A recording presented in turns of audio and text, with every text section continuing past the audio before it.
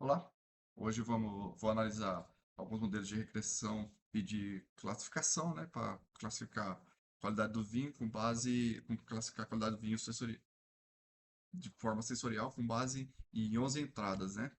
Essas entradas são físico-químicas, como álcool, pH e acidez, né, entre outros. E a dificuldade desse dataset é que ele é muito desbalanceado. E fomos adotado aqui também o particionamento 60, 20, 20, né? Treino, validação e teste.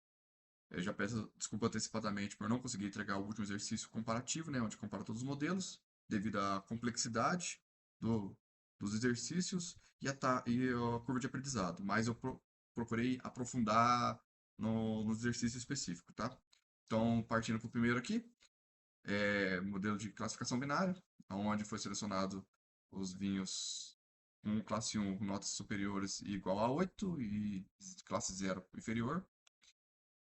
E, apesar de ser um modelo simples, teve um bom desempenho, né? Obtendo aqui, ó, o, o vinho tinto, um recall, de 75% e o vinho branco, é, recall de 81%, né? A coroça 70% e o vinho tinto 75%. Partindo para a curva ROC, é onde a gente consegue validar se o modelo realmente aprendeu. E seguindo a curva, a gente consegue ver que realmente o modelo teve a capacidade de aprender, né? Aqui é o nosso selo de qualidade. Partindo para o classificador multiclasse, né? Aqui é um modelo um pouquinho mais complexo, mas poderia ter ficado um pouco mais aprofundado, experimentado mais hiperparâmetros. É, mas aqui o diferencial é que aqui a gente não trata já como um e 0, né? Aqui já são várias notas, né?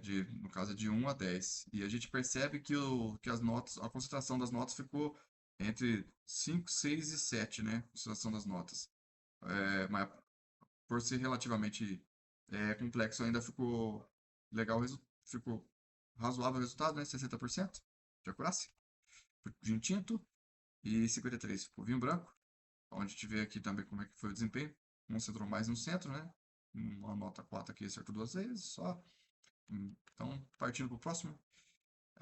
Aqui já é o MLP sequencial. Aqui a gente já experimentou mais hiperparâmetros, né? Aqui, ativação, eu não utilizei a Relu, né? Eu utilizei essa daqui para buscar os extremos. Eu estava tentando fugir do centro, como a gente viu nos parâmetros anteriores. Adaptação aqui, a gente utilizou o peso adaptativo, né? No caso, é, eu baixei, o alfa deixei 0,5 para evitar o overfitting, né? A taxa de aprendizado também foi adaptativa e o passo inicial deixei bem pequenininho. Apesar de ter aplicado o early stop, eu deixei ainda ele tentando algumas iterações depois do early stop em 20 vezes, né? Para aumentar um pouquinho a paciência do modelo, não parar de forma precoce. Ok? É, Apesar de tudo isso, ele teve um desempenho semelhante com o modelo anterior. Aqui a gente vê que o resultado se concentra mais no meio. Ficou com uma acurácia de 61%, vinho tinto. 56% foi onde teve melhor desempenho, né, no vinho branco, comparado com o anterior. E aqui a gente vê que como ficou mais concentrado no centro da mesma forma. Partindo para o MLP One of C Classes, eu puxei os parâmetros parecidos, só que aqui eu não utilizei adaptativos pesos, já utilizei os pesos fixos. Mas para treinar, o modelo ficou um pouco mais lento, né? E número de interações também eu aumentei um pouquinho mais, porque como ele demorou um pouco mais e estava parando muito cedo, e isso aqui resolveu e não causou o overfitting, né? Então o resultado aqui ficou 60%, como falei, ficou parecido com o vinho tinto, e o vinho branco já caiu um pouco o resultado, né? Ficou em 52%. E os- as notas se concentraram no centro também.